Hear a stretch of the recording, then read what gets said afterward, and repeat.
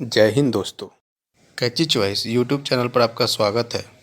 रहमानी साहब ने कहा अंग्रेज किसको क्या दे रहे थे।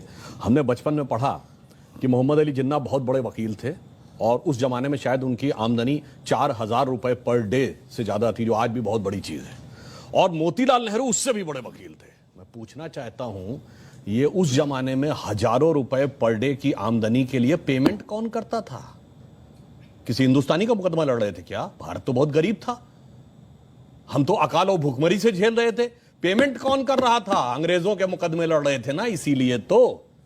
और मैं यह भी बताना चाहता हूं, जिसमें अशफाक उल्ला खां, राम प्रसाद बिस्मिल, चंद्रशेखर आजाद, काकोरी कांड, जो लखनऊ के पास ब्रिटिश सरकार का खजाना क्रांतिकारियों ने लूट लिया था, ब्रिटिश सरकार का वकील कौन था?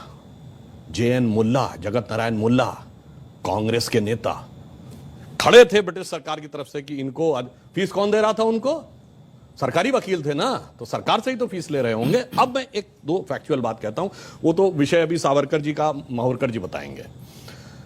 मैं एक बात कोट करता हूं। बहुत बड़े एक साहित्यकार हुए VS नायपॉल, जिनको 2003 में नोबेल पुरस्कार मिला है अपनी किताब एमंग द बिलीवर्स के लिए। उन्होंने बहुत पहले एक किताब लिखी, इंडिया द वुंडेड सिविलाइजेशन। उन्होंने कहा भारत दुनिया का एक विचित्र देश है, एकमात्र देश है जहां राष्ट्रवाद को बढ़ाने वाला नहीं, राष्ट्रवाद को कमजोर करने वाला इतिहास पढ़ाया जाता है। नंबर 2, उन्होंने कहा ये एकमात्र देश है जो अपने लिखे इतिहास को ऑथेंटिक नहीं मानता, दूसरों के लिखे इतिहास को ऑथेंटिक मानता। उन्होंने कहा ब्रिटेन में जाइए, कोई ब्रिटिश, फ्रेंच या जर्मन के लिखे इतिहास को नहीं मानता, कोई जर्मन, इटालियन या स्पेनिश के लिखे इतिहास को नहीं मानता।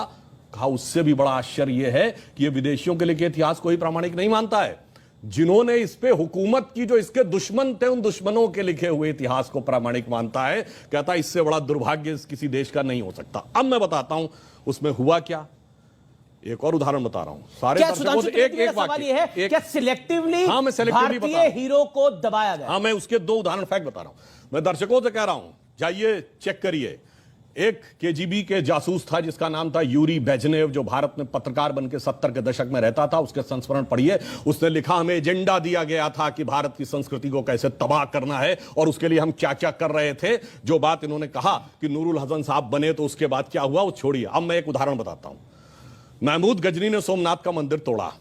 जवाहरलाल नेहरू ने डिस्कवरी ऑफ इंडिया में पेज नंबर 235 पे यह लिखा कि वो तो एक योद्धा था, उसका धर्म से कोई लेना देना नहीं था, उसने जो लूटपाट की है वो अपने किंगडम को इनरिच करने के लिए की है। जबकि हकीकत यह है कि खुद महमूद गजनवी के साथ आए हुए उसके राइटर उतबी उसने अपनी किताब तारिकुल यामनी में लिखा है कि जब उसने मंदिर पे कब्जा कर लिया और उसके पास राजा और पुजारी पहुंचे कि ये शिवलिंग मत तोड़िए, इसके लिए हम 1 करोड़ स्वर्ण मुद्राएं देने को तैयार हैं, और उसके सलाहकार गए तो जानते क्या जवाब दिया महमूद गजनी ने?